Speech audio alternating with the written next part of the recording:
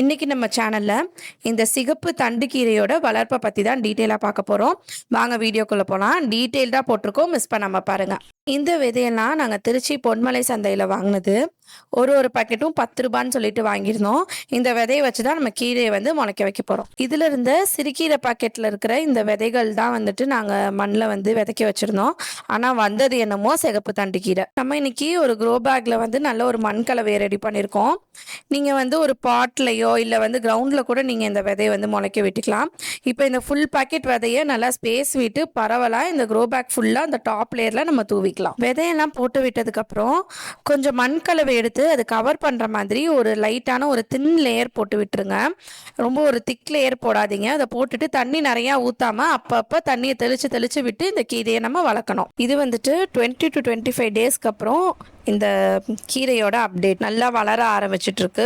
சூப்பராக வந்துட்டு இருக்கு பாருங்க. நல்லா ஃப்ரெஷ்ஷாக இருக்கு. நம்மளுடைய இந்த சிகப்பு தண்டு கீரை 30 டேஸ் கம்ப்ளீட் பண்ணிடுச்சு. நிறைய நம்மளுக்கு வந்து இந்த செடி ஃபுல்லாக நம்மளுக்கு வந்து கீரை கிடச்சிருக்கு பாருங்க. நிறைய நம்மளுக்கு வந்து விளைச்சல் கிடச்சிருக்கு. இதில் நம்மளுடைய சிகப்பு தண்டு கீரை வந்துட்டு அறுவடைக்கு ரெடி ஆயிடுச்சுங்க. இந்த இலையோட கொஞ்சமாக தண்டு சேர்த்து நம்ம கட் பண்ணிக்கலாம். ஃபுல்லாக நீங்கள் கட் பண்ணாதீங்க. செகண்ட் பேட்சுக்கும் நம்ம இதே யூஸ் பண்ணிக்கலாம். நீங்கள் ஜஸ்ட் இதெல்லாம் நீங்கள் கட் பண்ணி எடுத்ததுக்கப்புறம் ஒரு கை நிறைய வேர்மி கம்போஸ்ட் ஒரு பரவலாக மேலே தூவி விட்டுட்டிங்கன்னா செகண்ட் பேட்சும் நல்லா செழிப்பாக வளரும்.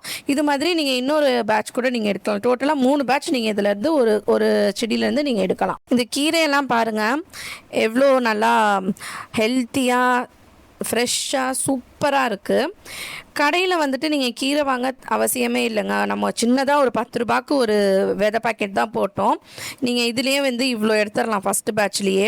இது மாதிரி நீங்கள் 2-3 பேட்ச் எடுக்கும் போது வீட்லேயே சிம்பிளாக ஒரு லோ மெயின்டெனன்ஸ் தான். சும்மா ஒரு ஓமிகா போஸ்ட் போட போகிறோம். நல்ல மண் கலவை. இதிலேருந்தே நீங்கள் வந்து சூப்பராக கீரை விளைச்சலை நம்ம எடுத்துடலாம். ட்ரை பண்ணி பாருங்கள்.